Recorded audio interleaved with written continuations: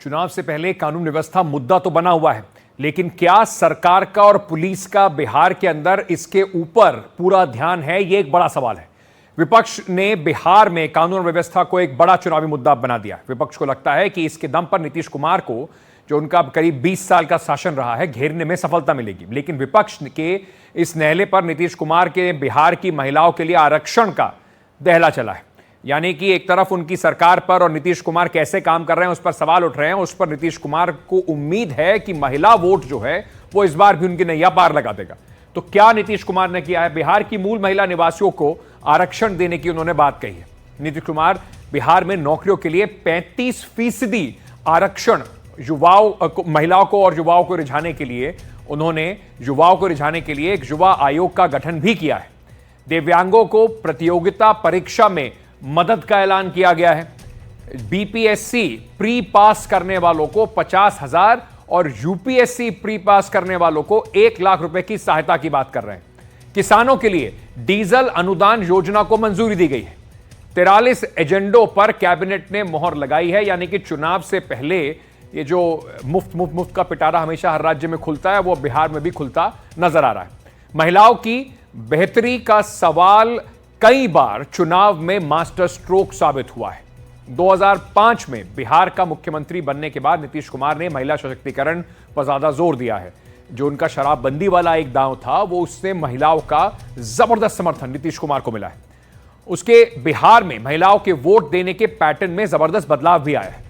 महिलाएं पुरुषों की तुलना में ज्यादा वोट देने लगी हैं। यह बात चुनाव आयोग के जो आंकड़े हैं उससे समझ में आती है। यानी कि अगर बात करें साल 2010 की, तो 51.1% पुरुषों ने अपने मताधिकार का इस्तेमाल बिहार में किया। वहीं 54.5% महिलाओं ने, यानी कि पुरुषों से करीब 3.5% ज्यादा जो वोटिंग है वो महिलाओं ने की। 2015 के चुनाव में भी 53.3% पुरुषों ने जो अपने मताधिकार का इस्तेमाल किया। महिलाओं ने 60.5%, यानी करीब 7% महिलाओं ने पुरुषों से ज्यादा वोटिंग की। 2020 के चुनाव में भी 54.5% पुरुषों ने वोट दिए और करीब 60% महिलाओं ने अपने मताधिकार का इस्तेमाल इस पूरे चुनाव में किया।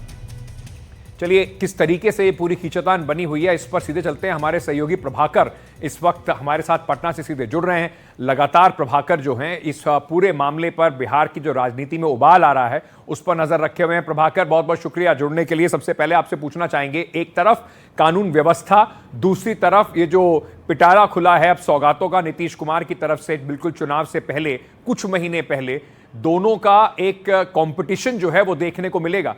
क्या इस वक्त लोगों की राय बनती नजर आ रही है?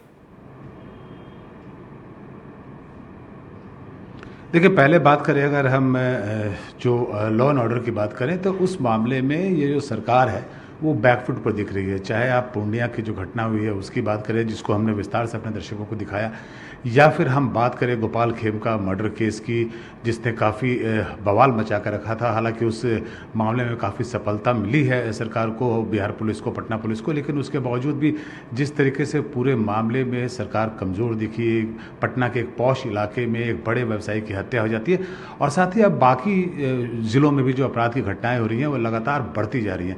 तो जहां इस मामले में सरकार बैकफुट पे दिख रही है, वहीं आज नीतीश कुमार की सरकार ने जो कैबिनेट के फैसले हुए हैं, जिसमें 43 फैसलों पर मुहर लगी है, उसमें 2 बड़े फैसले किए हैं जो चुनाव में इस पूरे चुनाव का रुख पलट सकता है। तो सबसे अहम फैसला है उसमें वो 35% महिलाओं के लिए जो आरक्षण की बात हुई है।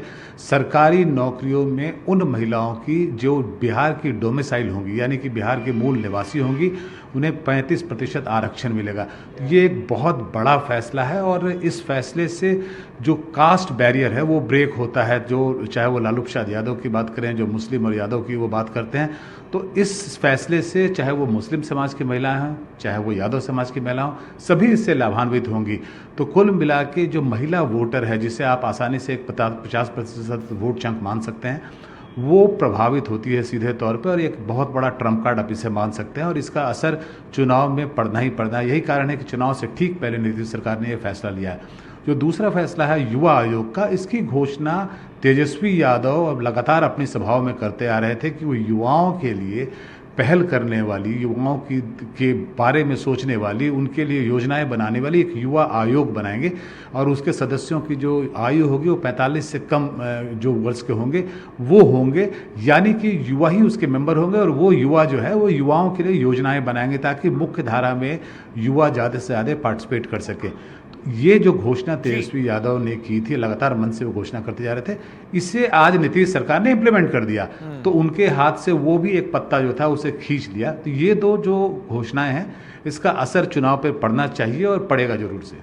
चलिए देखते हैं कि कितना इसका असर पड़ता है और किस तरीके से लोग इस बार बिहार में वोट डालते हैं। इस वक्त ज़्यादा रह नहीं गया, इसी वजह से सरकार पूरी कोशिश में है कि लोगों को रिझाने के लिए कम से कम जो 5 साल में नहीं हो पाया वो आखिरी के कुछ वक्त में ज़रूर कर दिया जाए। प्रभाकर, बहुत बहुत शुक्रिया हमारे साथ जुड़ने के लिए।